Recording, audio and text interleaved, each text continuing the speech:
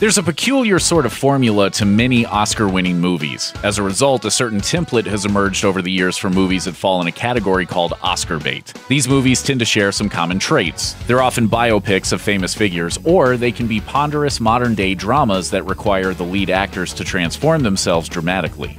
But often enough, these efforts to win awards fail, with actors putting their heart on their sleeve and their health on the line for movies that ultimately end up falling short of expectations. So watch on for a history of Oscar bait performances that turned out to be just terrible. You can see what drew John Travolta to Gotti. On paper, at least, a lot about it sounds pretty appealing. It's a biopic of New York City crime boss John Gotti chronicling his rise, reign, and ultimate fall. On paper, it seems to be exactly the sort of role that draws awards like magnets. In execution, however, it's just embarrassing. Not only is the movie around Travolta made with stunning incompetence, but his performance is more high camp than high art. He commits to the role theatrically, chewing over his syllables and leaning his whole body into every scowl and moment of swagger. It's awkward, it doesn't work, and worst of all, it's only sporadically entertaining. If I ever hear that you let my son or any of my kids, or you for that matter, talk to that cop or any cop, I'll kill you. Tedious and dull, Hyde Park on Hudson takes what could be a rather interesting story and lets it wither on the vine. Set during a 1930s Hudson Valley summit between President Franklin Roosevelt and the King and Queen of England, the movie depicts Roosevelt's alleged love affair with a distant cousin. It's a comedy of manners and scandal that hits with weightless impact, never really justifying its own existence. Bill Murray stars as FDR, turning on the charm in a script that serves him rather poorly. While Murray would seem perfectly suited to a comic take on the four-term president's life, the script itself forgets to give him much of anything funny or dramatically intriguing to do.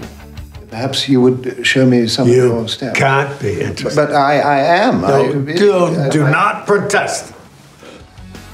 Starring Harrison Ford as a high-powered corporate lawyer in New York City after a gunshot wound radically alters his personality, Regarding Henry is a curious misfire from a bunch of professionals you'd think would know better. Directed by the ridiculously accomplished Mike Nichols and written by a young J.J. Abrams, it comes off like one long, slow mistake.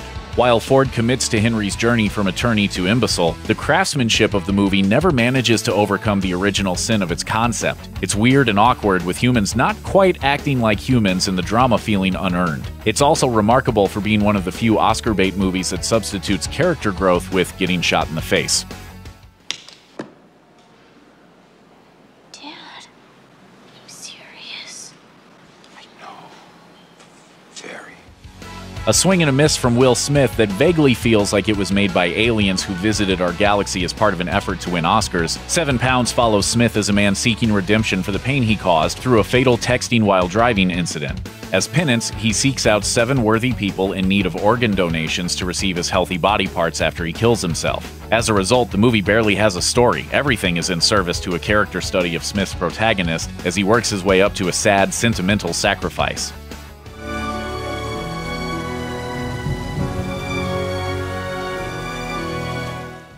But whatever affecting qualities the journey may have are completely deflated by the method of his character's suicide, stung to death by a boxed jellyfish while sitting in an ice bath. Seeing movie star Will Smith flop around in a motel bathtub as a jellyfish exacts poetic vengeance on his body isn't the kind of thing you want to honor with awards. Instead, you mostly want to make sure no one in the theater hears you snickering.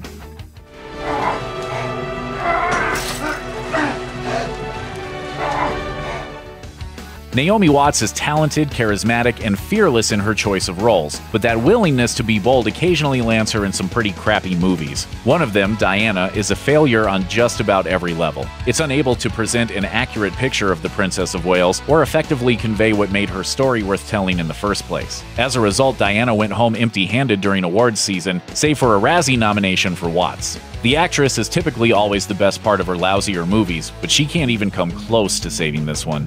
So now you've had the best of what's on offer, you're just going to clear off.